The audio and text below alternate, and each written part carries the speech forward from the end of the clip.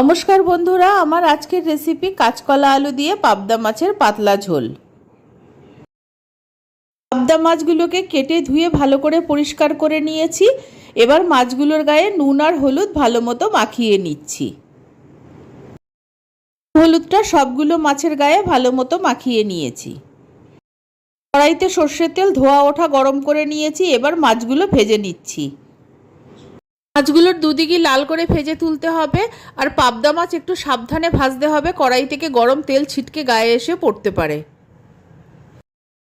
जे माछगुलो भाजा हये गेछे तुले निচ্ছি, बाकी माछगुलो एइभाবে भेजे निচ্ছি। একটা বাটিতে 1 চামচ ধনে গুঁড়ো, 1 চামচ জিরে গুঁড়ো, হাফ চামচ হলুদ গুঁড়ো, হাফ চামচ লাল লঙ্কার গুঁড়ো অল্প জলে গুলে রেখে দিচ্ছি। কাঁচকলাগুলোর খোসা ছাড়িয়ে সরু লম্বা করে কেটে নিয়েছি আর হলুদ জলে ডুবিয়ে রেখেছি। হলুদ জলে ডুবিয়ে রাখলে কাঁচকলা কালো হবে না। একটা বড় সাইজের আলু এরকম সরু লম্বা করে কেটে ধুয়ে পরিষ্কার করে নিয়েছি। এগুলো ভেজে নেওয়ার পর কড়াইতে অল্প সরষের তেল ছিল, তার মধ্যেই কেটে রাখা কাঁচকলাগুলো দিয়ে দিলাম। কাঁচকলাগুলো ভেজে নিয়েছি, এবার তুলে রাখছি। কড়াইতে আরেকটু সরষের তেল দিয়ে 1 চামচ কালো জিরে দিয়ে দিলাম। কালো জিরেটা একটু ভেজে নিয়ে টুকরো করে কেটে রাখা দুটো ছোট টমেটো দিয়ে দিলাম। টমেটো দুটো নরম হওয়া পর্যন্ত একটু ভেজে নিচ্ছি। টমেটো দুটো যখন একটু নরম হয়ে এসেছে তখন কেটে টুকরো করে রাখা আলুটা দিয়ে দিলাম। আলু আর টমেটো আরও কিছুক্ষণ ভেজে নিচ্ছি।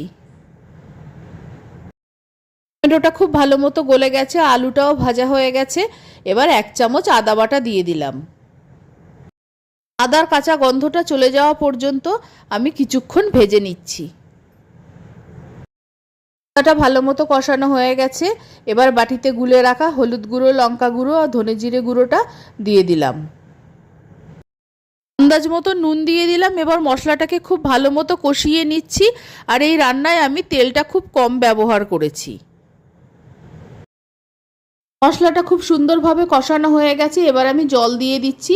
আর আমি একটু জল বেশি দেব, কারণ কাঁচকলা আলুটা যাতে ভালো মতো সিদ্ধ হয়, আর এটা আমি পাতলা ঝোল রান্না করব, সেই জন্য জলটা একটু বেশি লাগবে। ভালো মতো নেড়ে মশলাটাকে জলের সঙ্গে ভালো মতো মিশিয়ে দিচ্ছি। এবার 3-4 মিনিট হাই ফ্লেমে ফুটিয়ে নেব।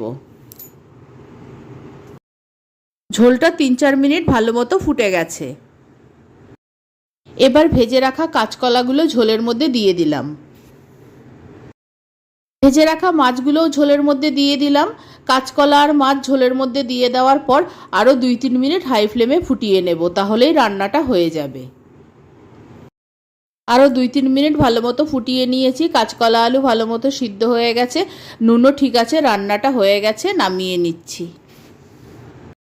পাবদা মাছের পাতলা ঝোল তৈরি হয়ে গেছে। আমার এই রেসিপি ভালো লাগলে আমার চ্যানেলকে সাবস্ক্রাইব করার, লাইক করার, শেয়ার করার অনুরোধ রইল। আর আমার নতুন পুরনো সকল বন্ধুদের আন্তরিক ধন্যবাদ ও ভালোবাসা জানিয়ে আমি আমার ভিডিও শেষ করছি।